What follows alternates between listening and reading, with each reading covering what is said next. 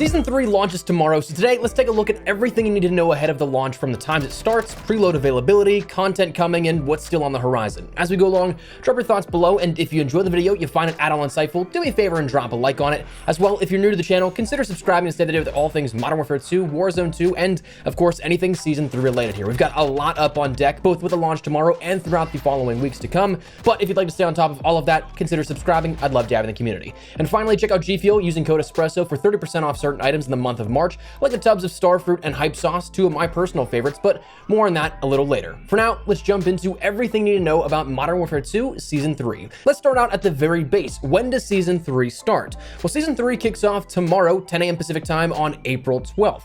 That equates out to 1 p.m. Eastern for those on the Eastern US, and comparably 6 p.m. in the UK, as well as on screen a graphic to show you other key time zones you may end up needing a conversion to. Now, because it is a seasonal update, it will be something that requires you to actually download and install said update. So it's going to take a little bit more time and will be larger than just like a playlist update that we see happen on a weekly basis. This, while no specific sizing has been given just yet, it will be something that you'll probably want to download it as early as possible, especially if you don't have the best internet speeds. So is that something you can preload it? Well, as of last week's reveal for Season 3, it was mentioned that the preload was going to be available at 10 a.m. Pacific time on April 10th. However, that's clearly not happened. While things are still subject to change, having heard from Activision comms and PR, it seems this will be something that goes live at 9 p.m. Pacific time, midnight Eastern, 5 a.m. in the UK, for PlayStation users only this time. So not quite sure why the blog post mentioned it's seemingly for everybody at 10 a.m. Pacific time as of yesterday, but be on the lookout. That looks to be how we're going to be able to get into the action and all of the content as of it going live tomorrow. Now, as for that content available, we're going to see, of course, new maps, new weapons, new operators,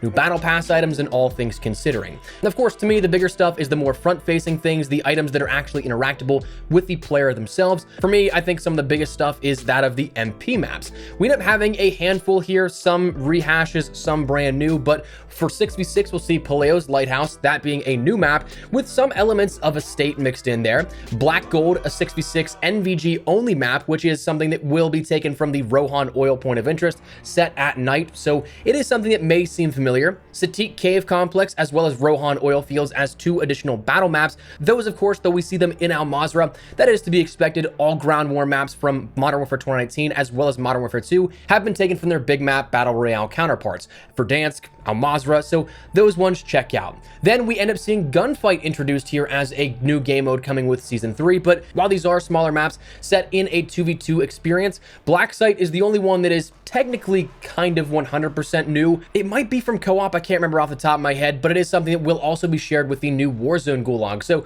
it might be familiar if you play Warzone as well, if you jump into one after the other. Exhibit is a location from Museum, Shipment is, well, Shipment, and Alley is from the Akhtar Village location within Al Mazrah as well.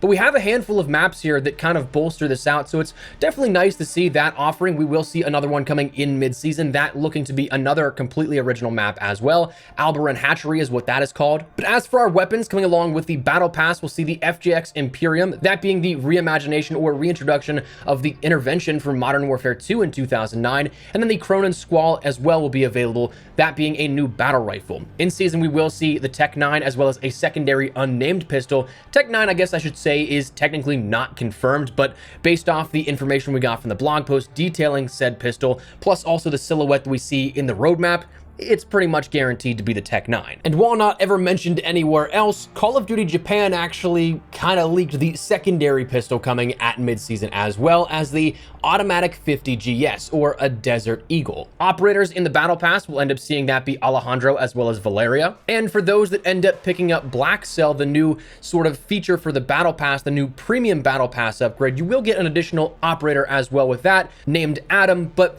Blackcell, talking about that real quickly, again, this being a new way to access the Battle Pass. You, of course, still have your free tiers where you can end up getting the new weapons and everything like that without having to pay a dime into the system. You have that base paid entry option, which is like 1,000 COD points or something like that, but then a $30 real money conversion, like a purchase actually through PlayStation, Xbox, or BNet, that comes along with 20 tier skips, additional Battle Pass locations, additional skins, and everything like that. But it is something that replaces the previous Battle Pass bundle that gave gave you access in simply 20 tier skips, 25 if you were on PlayStation.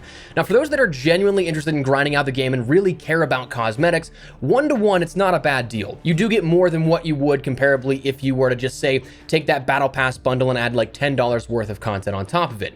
But I will say it is incredibly tone deaf in a way to sort of clutch at any potential revenue to go after that following the game state that we've seen the past few months, but also by removing the fact that the Battle Pass bundle could have been purchased via in-game COD points that you could have earned through the last couple of seasons.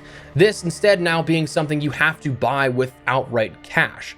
So that's something to know going into it. Is it worth it? Is it not? That's entirely subjective and up to you, but just know that is the new feature here on how to access the Battle Pass in an upgraded fashion. For Warzone, we are going to see additional things like redeploy drones, tempered plate carriers, UAV towers, a new Gulag map, and some changes also fundamentally to the gameplay overall. DMZ offering up larger changes though, offering new missions and a new faction, half of which are up front, half of which are at the mid-season update. We have new fundamental changes like a workbench, active duty slots, a barter system, new backpacks, and things alike. So you will have a bunch of ways to end up playing that, and definitely a bunch on offer, with Plunder and Warzone ranked coming in season. That being something about a month now from this point, but a little bit longer of a wait here if you guys were specifically interested in that. Now, the seasonal event, we did actually get a little bit more information on this as of recently. The first one being the trophy hunt event with new camo challenges coming later on in season, but at launch, or rather not really at launch. Instead, this is going to be starting 2 days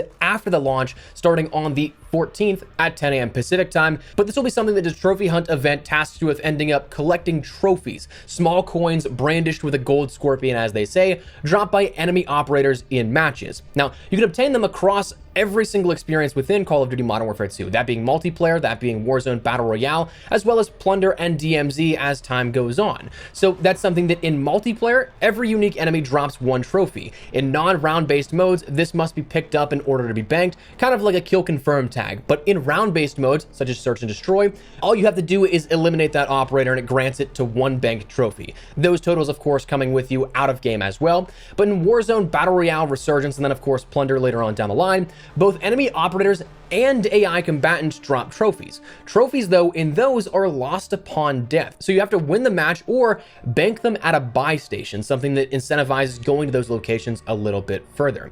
Warzone DMZ will end up seeing both, again, enemy operators and AI combatants dropping those trophies. But again, trophies are lost upon death. You have to exfil or bank them at a buy station to end up carrying them over to the out of action and on your account overall. Now, this seemingly is going to be set up just like the events that we've seen in the past, most recently with the Path of the Ronin event, where you end up having the ability to earn specific items. Once players earn enough trophies, they can exchange them for a variety of different rewards in that event section and tab on the main menu. Now, these are permanent unlocks, including things like calling cards, double XP tokens, and, as they detailed, 2 weapon blueprints. Now, we don't have any details on what they look like. They didn't provide any images or attachments or anything like that, but we do know that there's going to be the Night Sting assault rifle blueprint for the TAC-56, as well as a secondary one called the Venom Strike for a yet to be determined assault rifle as well, based on a special DMZ reward blueprint platform, and is built for both quick handling and multi-combatant engagements. So those are the only details we have really on the, what I would say, more worthwhile rewards out of the trophy hunt event, but that is going to be starting just after the launch of Season 3 and going until mid-season. Now, at mid-season, that's where, just like the Path of the Ronin event, we're going to see the challenges switch over to something that is more so focused on weapon camos. And being that we know that we're going to see 2 more on top of that, I would kind of imagine it's the same sort of situation as the Path of the Ronin event, where we end up seeing challenges per weapon category, and completing all the weapon categories grant you that air quote mastery camo for the overall reward. But again, that's a little further on down the line. You can look forward to that, but it won't be available just yet. Now, beyond the things like the launch time, preload information, content offering for multiplayer, DMZ, and Warzone, as well as these seasonal events, there's a few things that I think you should want to do in the next 18 or so hours here for whatever you have left on the season. Now, firstly, if you care at all about cosmetics, number 1, finish up those Path of the Ronin challenges. That Boeing Blossom camo that we have for this second half in that camo challenge mastery won't be available again after the seasonal refresh. That's going away with Season 2 and won't be coming back. Additionally, if you are a grinder, if you're close enough, that ranked 100 wins camo is going to be changing and being refreshed as well, with another camo being introduced with Season 3. Now, of course, if you're at like 20 wins or something like that, 80 wins in ranked play in the next X amount of hours is going to be next to impossible. So if you're like me, you didn't start grinding ranked until much later on in the season, you got like 40 wins left, 30 wins left, it is a little out of reach. But if you're like 5 wins away or something like that, grind those out because you're so close, you may as well just earn that. But now the final thing that I do want to touch on here real quickly is stuff not coming at the launch, but instead will be coming in season. Later on down the line, again, about a month away at this point. We see that we'll have 2 additional weapons, those both being pistols or sidearms. The Tech 9, again, all be confirmed. And Call of Duty Japan just recently leaking that 50 GS, that Desert Eagle. Then we have another multiplayer map of the Albaran Hatchery. We have sub-modes of Gunfight coming back. Gunfight, though, being at Season 3's launch. Gunfight OSP, or on-site procurement, is the game mode where you pick up and use the items. You don't spawn with anything. That's coming at mid-season, as well as Face Off is coming within mid-season as well. A respawn variation of Gunfight where it's 3v3, just like the classics back in Modern Warfare 3. Most recently, we saw it as 6v6 within Black Ops Cold War, where it was insane chaos and it was great. But right now with this, we're only going to be seeing it as 3v3. Plunder, of course, will be coming. We got detailed that we see a couple of different changes here with that in regards to the upcoming gameplay changes whenever it launches, and a blog post detailed as of yesterday. Things like new in-game events of blood money, cannon fodder, heat, contractor, money siphon, and chokehold. Those are all being introduced, but also new items and buy stations to help you with your gameplay as well. A credit card that once purchased, you end up getting 10% cash back on every purchase. Life insurance, which allows you to keep 50% of your cash if you are eliminated. And an angel investor, which is a buyable contract that will then exponentially increase the yield of the reward you end up getting if you complete said contract.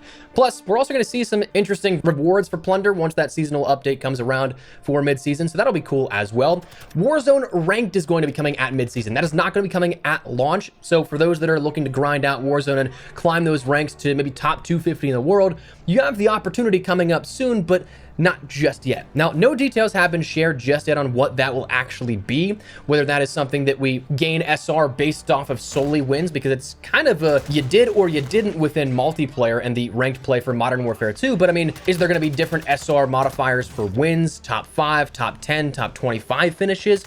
We'll have to wait and see how that all works out, but ranked is going to be coming here, and we're going to be learning more about that just before it goes live. So I'd say maybe in like 2 to 3 weeks, we maybe end up getting a blog post talking about Warzone Ranked. Beyond that, though, Warzone gameplay modifiers and changes are going to be coming as well. We're going to see in Season 3 at the Reloaded update, a decontamination station, which is a field upgrade very similar to, if not identical to, the PDS from Warzone 1. Perk packages, which, like Warzone 1, will be lootable perks, but going to be coming in combinations of 4. Those default perk packages you end up having in Create a Class, those are what are going to be added into the game. We'll also see deployable buy stations and Gulag entry kits, which are tokens for another go at that Gulag, even if you ended up going through once. Now, beyond that, we'll see the Raid Episode 3 and a new Spec Ops mission focused around the Los Alamos cartel somewhere in Al Mazrah on the Spec Ops side of things. So content really coming throughout the entirety of the experiences for multiplayer, Warzone, DMZ, as well as Spec Ops here with mid-season.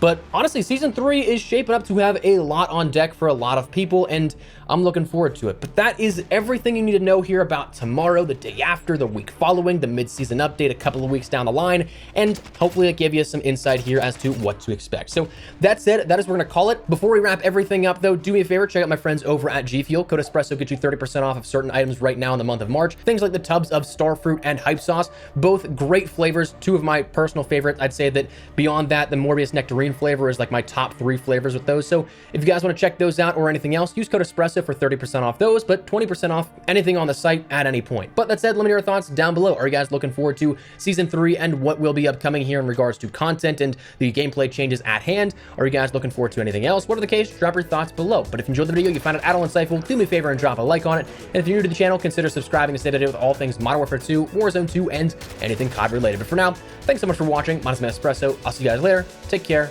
and peace.